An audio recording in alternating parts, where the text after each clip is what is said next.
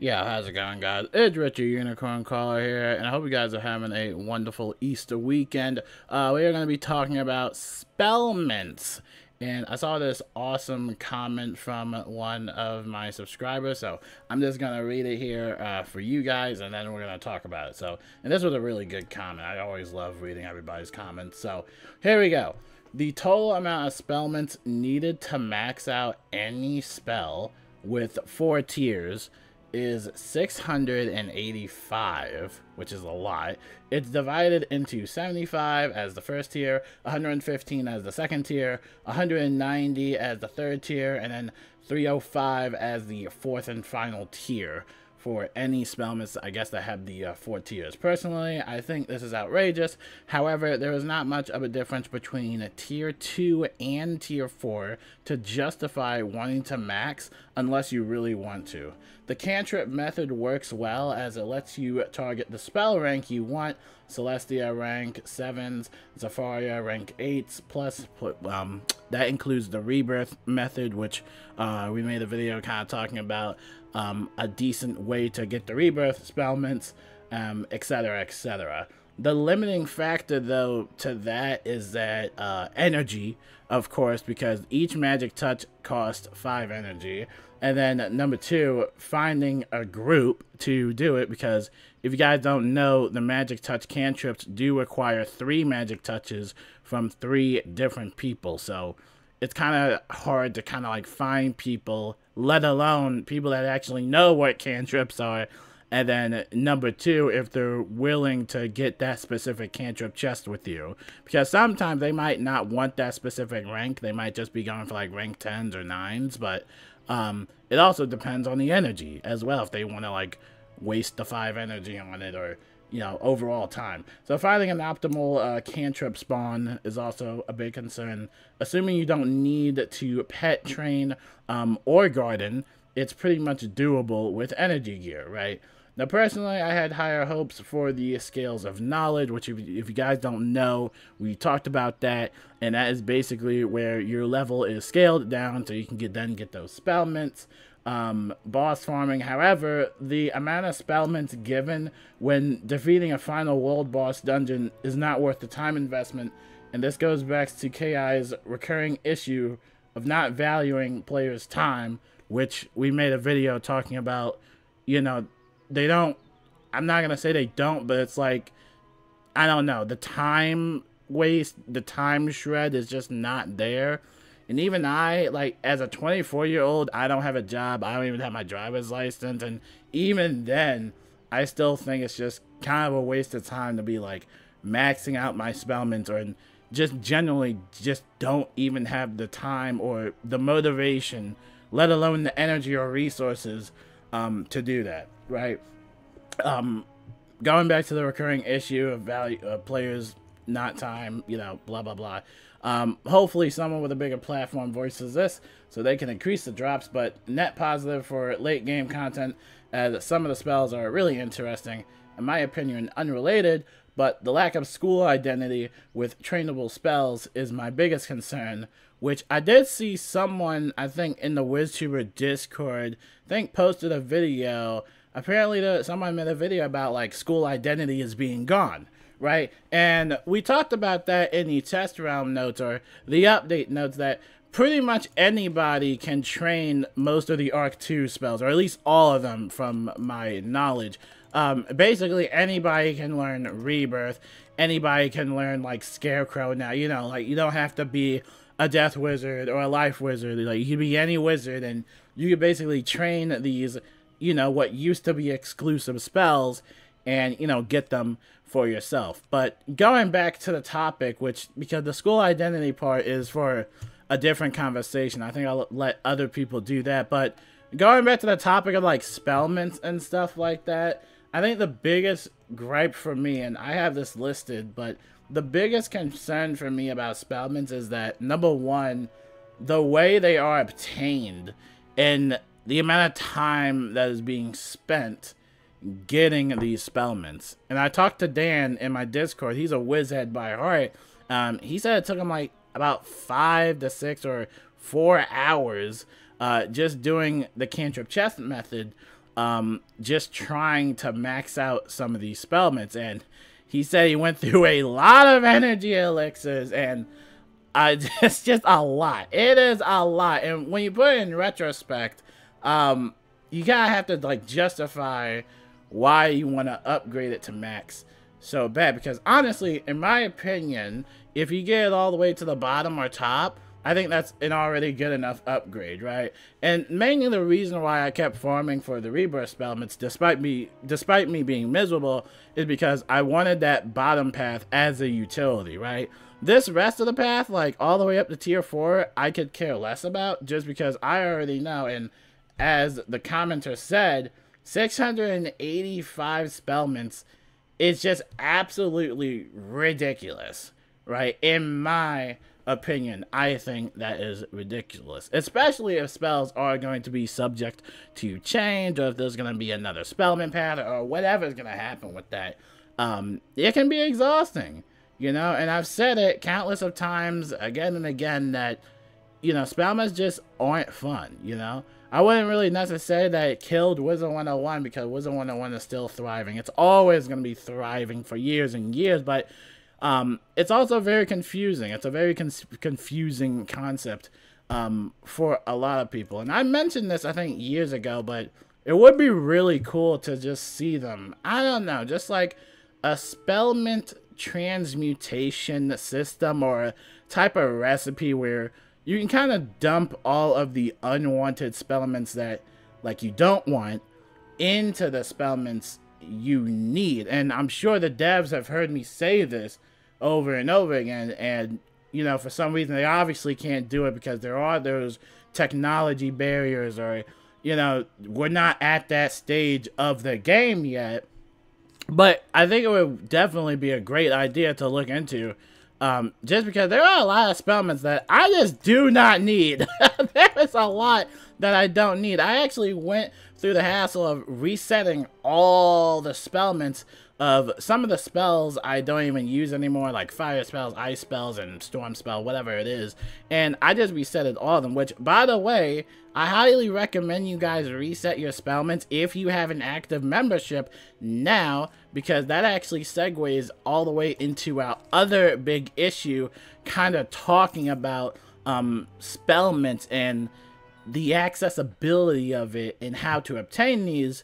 Especially when spells are getting changed left and right, you're going to want to reset your Spellements. Maybe you want to do the bottom path, maybe you want to do the top path. Well, right now, it's currently free for all members during the training point buyback, right? However, it was mentioned, or at least seen in the test realm iteration, that apparently you could reset the Spellment paths by using 2,000 gold, which, oh yeah, everybody thought that was super awesome, but they kind of backtracked on that and said, like, that wasn't really intentional. So, yeah, we're not actually getting that in the update, right? So, I don't know. It would be cool to have, especially give everybody a chance to reset their tiers and just see whatever Spellment path they want. But, again, if it is going to be set for 100 crowns, just like always, then, you know, that's just unfortunate, right? And it's going to be up to players to decide if they want to farm that much.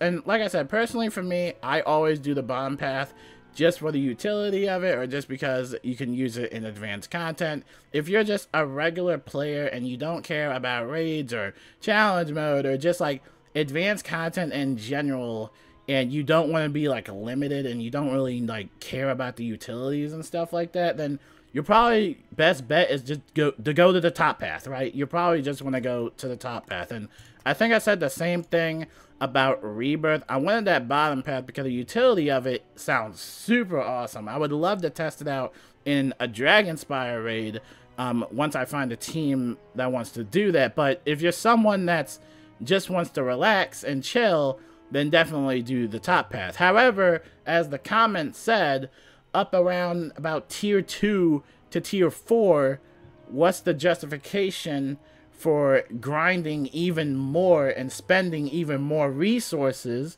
such as your energy and of course your time and mentality, to upgrade this to max? Because like I said, you could do it with the cantrip chest which are fine. And you can also do it with the other mentions, like pet powers. If you have the adventure pet talent, of course you have to go to the kiosk, find a pet that has that talent, level up the pet, and then hopefully you would get that pet talent. But again, I believe that's going to be on a cooldown. You know, there's not really any shortcuts to this, and that's why that glitch that, of course, got patched, that's what made it really good. That's what made the Spellment farming good, you know, because it was easy, it was a little bit accessible for most people, and you can get a lot of Spellments. But now, since that's been patched, we're kind of back at square one, where it's like, all right, the cantrip chests, we're going to find people to do this and just spam magic touch over and over and over and over again, and just keep doing that. And you're not guaranteed that you're going to get a rebirth spellment every time you open the chest. You're not going to be guaranteed that you get the specific spells you want, all right? It's kind of like a chance thing, right? You do get a lot of spellments from it, or at least a decent amount, but again, what's the justification for that? For upgrading it to max. And that might go into everybody's perspective, because everybody might have a different perspective, be like, oh wait, I want more healing, or I want more damage to justify you know, maxing this out to the very edge of the limit, you know.